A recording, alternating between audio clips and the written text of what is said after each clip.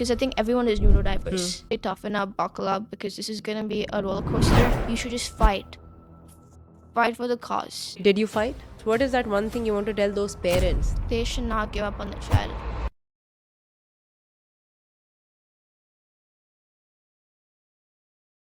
Thank you for joining us, Vedika. Thank you so much for inviting me to your channel. Thank you. So I'm very excited today for the main reason that you are the first teenager to come on the show. You're the first teenager who is so smart, who has such deep thinking, and who I think can share a lot around neurodiversity with the children who are watching this, with the parents who are watching this. And I personally want to learn from you. Yeah. So I have some questions that I wrote. You can go with the flow. But my first question to you was, how do you define neurodiversity?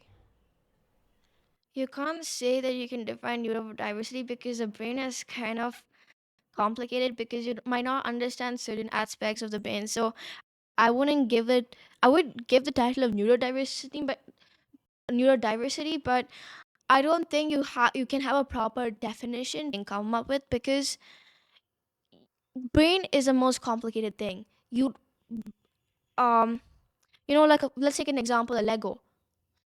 A Lego has a certain thing, right? Like it has a certain foundation, but a brain is very complicated that it needs a lot of thinking and research to do on, because it has uh it has certain nerves and stuff which are not there for specific things, right? You can take, for example, Lego. When you're constructing Lego, there's already a foundation and you just have to build on that. But a brain is not like that. It's like a puzzle, a long-lasting puzzle. Okay. So when you look at somebody, can you make out that this person is neurodiverse or is not neurodiverse? Because I think everyone is neurodiverse. Because you think differently, he thinks differently, I think differently. So Okay. I think like everyone is neurodiverse because we think from different perspectives. Okay. So you can't just club a certain type of people as neurodiverse, because the category fits everyone. Okay. So when you meet your friends or children in school, let's say you go to the school, you join the school new and you're meeting, or you meet people socially who are new to you, what do you seek from them? What is it that makes you comfortable with them? What makes me for the first few days I'm observing, I need to know that person. I need to know the person's characteristics. Like, is that person good enough for me? Is that person? It's like as if you have an internal grade book. Like if that person meets your criteria, right? If the person can deeply understand you, is that person's personality good or not? Then you just simply have to just say we'll meet some other time with that person, and then you just don't. Okay. Though you don't want to hurt their feelings. Okay. So let's say your parents come and tell you we are having guests for dinner today. Do you prepare yourself to meet those guests? You've never met them in life, or you're okay with it? Does it make you anxious? You can say that I kind of get annoyed when my parents just randomly say that there are guests over, because I just like being alone most of the time. But also, I'm really like meeting new people. But as I said, the brain is complicated. It has a mix of emotions, anxiety, happiness, and curiosity. How do you communicate this to your parents that, Mama, I'm getting annoyed that you've invited somebody? How do you communicate that? I'll later tell her, because it's not courtesy for me to like mention it out in front of others, because I do understand societal norms, right? Okay. I don't want to insult anyone. I don't want to hurt others' feelings. So I just tell her privately, and no offense to you. When I get to meet the person, if I really like them, I just truly like bond with them for them, and I don't have any problem. But if it's got to do with the person's personality, then I would tell my mom. I mean, inform my mom, saying that I really felt uncomfortable after the person is left, because if I would just like um if I would just call out my mom in front of everyone, and people would think I'm suspicious, right? And it would kind of hurt other people's sentiments. So it's better for me to talk after. Yeah. And was it always as simple and easy to tell your parents that I I take time to adjust to strangers, or I may not enjoy every stranger's company. I'm not that big a social I person. have told her so many times. Was it easy, or was it easy for you to tell them? Was it easy for them to accept it when you did it the first time? So it's not been a hard thing for me not to express my feelings because generally parents are there for a purpose to hear you out, provide you support, and to be there for you. Excellent. Yeah, I agree. How has school been for you? It's been kind of like mixed because I've been dealing with a lot of people, Hmm. and I do have friends. It's kind of fun and stuff, but at the same time, there are some people who are kind of mean. So how did you prepare yourself for such situations in school? In such situations in school, I just said let it be because it makes you a stronger person. And when you go abroad, when you live your life, this will all just be a memory. Yeah, in the past. So when such a thing happens, you come home and you tell mama or papa about it. Um, what is it that pains you the most, and what advice do you get to be able to cope with it? What hurts me is the most is that is that when my own friends like kind of betray me. That's when it really hurts me. Otherwise, nothing else hurts me. So then I talk about that to my parents. What do parents say in response to that? They are not against that person and they're not for that person. They just give a neutral perspective. They're saying that that person might be facing certain challenges. Okay. That's why they have been mean to you or something. So you just have to toughen up because life is not going to be always fair. Yeah. What is the best advice, most comforting advice that you got from your parents, either mama or papa, that lightened you up a lot? So I used to always think that I was ugly. I was a person that no one could understand. And I actually recommended people not to like any guy or girl not to like me because I have been through a lot like bullying before, and I just don't want anyone to else to. I just don't want anyone else to like be able to like be with me because I might express that out. So, um, the most comforting thing that my parents have ever said is that you're a great person. They're grateful to have me, and that's why Mom is my day every day. Yeah. Do you think about that thing often? It's kind of somewhere in the middle because it's also because of school, and you know how girls are kind of complicated. See, guys are generally more fun, but girls are, you know, more like cats. If they're very picky on friends compared to guys. Sorry to offend any of the guys, but they don't mind because I have this friend. He doesn't care about anything. Even if that person is like mean, he doesn't care. He just had to ignore. And if that person likes him, he just like hangs out with them. So that's me. So like he hangs out with all some girls like me, and we're kind of fine. We're like kind of close friends. Okay. Like somewhere between friends and close friends. And the thing I noticed between guys and girls is that guys are more open and they're like dogs. Okay. Like associate them with animals because dogs are more nice and I get along with pets more, right? Okay. And I have a pet. So I get along with them more because pets are like dogs are more understanding, they care about you. Yeah. And if they know you they don't like you, they just ignore that and they just like move on with their life. Okay. That's interesting. So, do you think being with somebody where you don't have to talk to express is your comfort zone? Sometimes it can be like, for example, I'm a dog, but sometimes I need a human being, because they are not so picky. But also, girls are.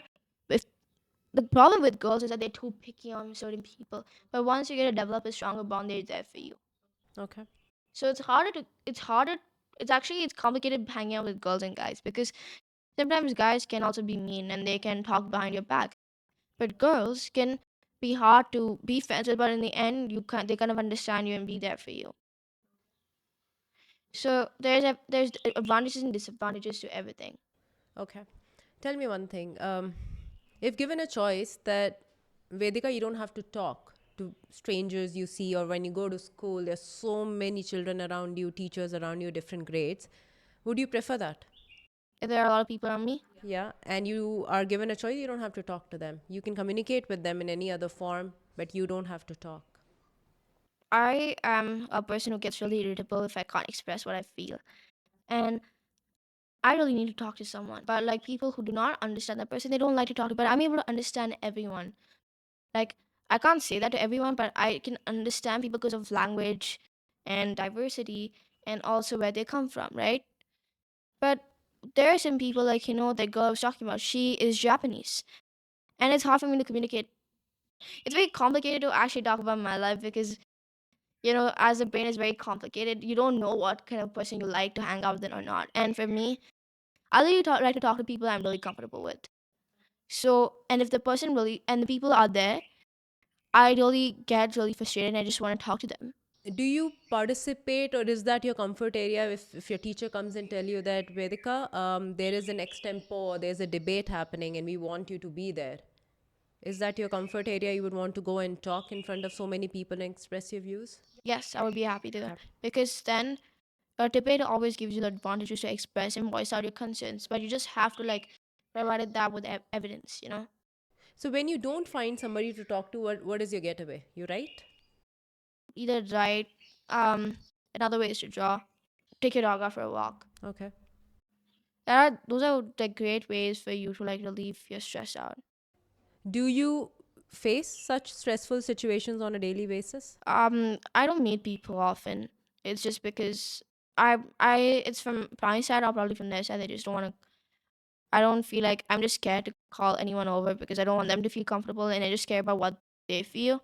So that's why I don't talk to anyone. It's just like I'm alone. And you enjoy painting, you enjoy Lego, you enjoy pets. That's what I know about you. So I came to your place maybe a couple of weeks back. Yeah. Were you aware that I'm coming?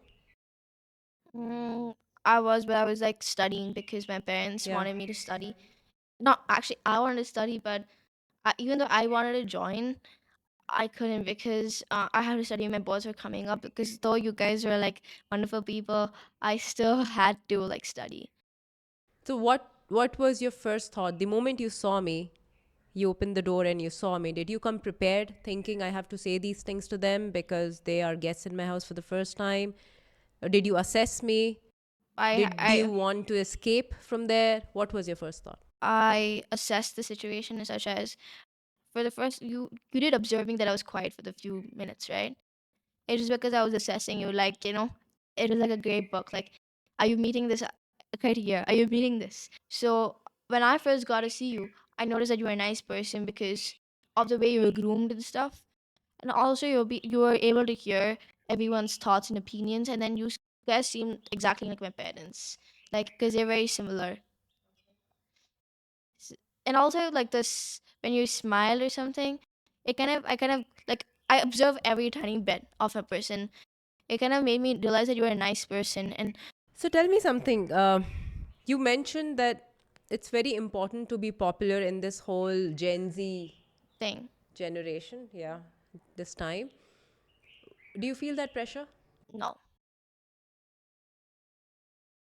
What do you tell yourself to not feel that pressure when every girl around you in school, in your grade, 15-year-old, is feeling the pressure to maybe make relationships or have boyfriends or maybe look the best? Or Just think of the future. what do you think? What do you tell yourself? You can get married in the future. You don't have to think about it now. You can date. You have your entire life. You don't have to date right now. For now, just focus on your academics. So, what is that one advice you give to another 15-year-old girl or boy? What is that one piece of advice who's watching this? And let's imagine for now that they are neurodiverse in some form and they might be going through similar situations as you in school I or would in public. I would just say toughen up, buckle up, because this is gonna be a roller coaster. Because you might experience some people who have been really mean to you and who have kind of impacted you in a certain way that makes you feel like as if you're not good, you're the worst, you're the ugliest person ever. But it's just that you have a parents to support you. So, parents do play the biggest role in this They're journey. like a counselors. Yeah. Yeah. So, parents should, who are listening and watching this, they should know that Yeah. they are the rock behind such children. Yeah. And you have your entire life. You should 15-year-old people should understand that. Vedika, do you mind sharing any instance which was, and you can ignore to not do it also, you can decide to not do it, but can you share an instance with me which shook you emotionally, and how did you overcome that? Because it is very easy for you to say,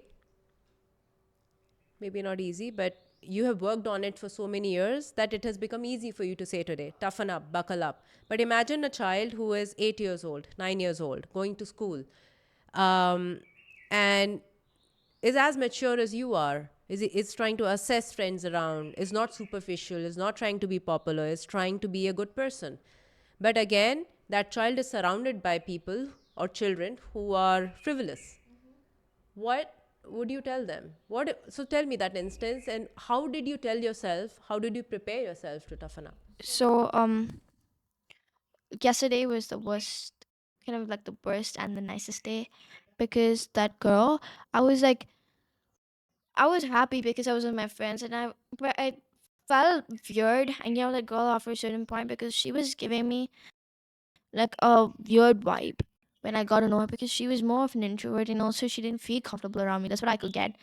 And I always should avoid her because she would always bang on the table and, like, like having to deal with that every day. And there are some close friends of mine who don't say that and are just ready to listen to you and ready to give up for you. I would really like that person because I will also be able to do the same thing. But I noticed that I couldn't do that for her, and she's being really mean.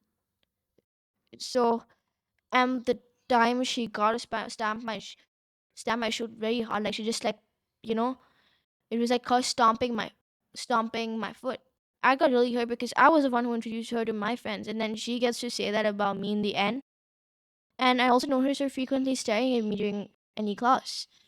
I don't know if it's either jealousy or either she just finds it hard finds it hard for her. But the thing that made me buckle up is that that person seriously is insecure about that self, because that's why would they do that? So you actually started analyzing the situation. I do analyze every time. Like, I think I have time to think about what happens. Okay, good enough. So maybe a girl or a boy your age is mature enough to analyze. Imagine a 7 8 year old, and they will face such bullying in school. Every child does. Actually, every child does. And I don't think they're old enough to be so mature to analyze. Can you think of any time many years ago, 6 7 8 years ago, how would you manage? What is it? I I want want to know how would you manage, and then I want to know how did your parents manage, so that that child can hear this today, the parents can hear this today, and both can prepare. See, when I was 8, I remember that I used to get bullied. It was a stage where I got bullied the most Okay. because I was a different person back then. The meaning of different is that I was not like this before. I was not able to voice out my feelings. It was just that everything was just contained within me. And the people I got knew because I moved to my new school then, when I just like moved to Bangalore. It was hard because, I left a comfort group, and I'm moving to a new group, and then you move into a different environment. You might feel it hard and frustrating. And, people have actually kicked me. People have actually, like, made me sweep the floor for things that I didn't do for them. So I think they would just have to fight, not give up, fight for the cause. Did you fight? I did. You did? I have fought. And if the person is physically abusing you, you should do the same thing, because they need to get a taste of their own medicine, of what they do to you. How did you learn this? Did it come to you yourself, or somebody told you to fight back? It just came to me because you need to do some. You can't just you can't just be sitting there and let the person, or then you just cry to the Okay, teacher. That's not always gonna work. fair enough. Even though I was taught in schools, even though I was taught in the school that I just joined that I had to like be quiet, I was against that, because you can't be quiet if someone hurts you. You can't cry to your mother. Like, no one is there for you in the school, because if that person hurts you, you can't just cry to a teacher. You need to fight back. And you knew this when you were 8 years old? You understood all this? No, I did not know because I was very naive, vulnerable. Yeah. And only now I came to realization about all of this. Though I used to fight, Do you have any regrets? Do you have any regrets of not acting that time and you feel you should have? Oh yeah, I should have acted before because I also had societal. I couldn't follow certain stuff, like as a social cues. It was hard for me like to even talk to a person, and I remember there was a person who just cut my, uh, there's a zip, right? Like who just did that because they found me really annoying. That was what, and then the zip was coming on and my back was like literally revealing. So yeah, that's what the world is like for an 8-year old, like neurodiversity, like who's like me and who's in the autistic spectrum and who has ADHD. To fit in the group, they won't be able to make it because people are complicated. They have a criteria as well. Everyone has a criteria. Don't you have a criteria as well? So that's how the world is like. Okay, fair enough. So, Vedika, the parents who are watching you on this show, tell them one thing, that if they have a child, rather firstly they can have a child who is neurodiverse or may not be neurodiverse, but if they have a child who's neurodiverse, what is that one thing you want to tell those parents that they should do for their children?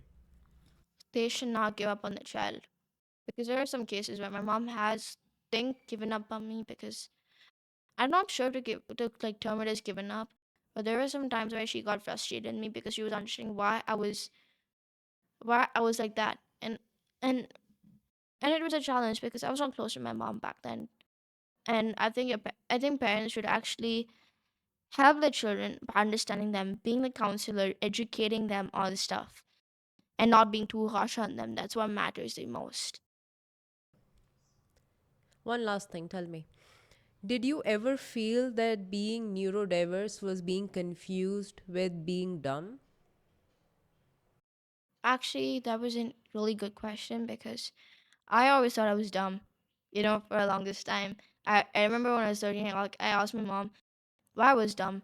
I feel dumb. I feel like as if I'm not smart compared to other girls. It's always been hard for me as a person because I always compared myself to other girls because I wanted to be like them. I want to be academically smart.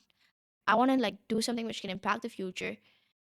And and sometimes I think I was being too harsh on myself. Hmm. I used to think I was dumb. After realizing that I was neurodiverse, I think it was that my brain is wired in a different way, not like other people. What did parents say? What did mama papa say when you went back to them and said, mama, I feel I'm dumb? What did they say? They said you're incapable.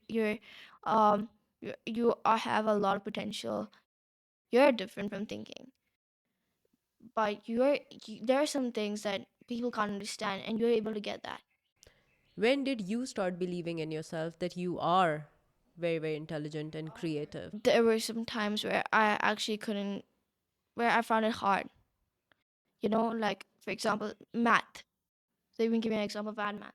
There are some times where I actually said that I'm dumb. I can't do that. I can't do this. My friends are even more smarter than me. Then I realized that why should I say that? Because though I I have taken ADMAT, though I'm in the neurodiverse spectrum, and it might be hard for a neurodiverse student even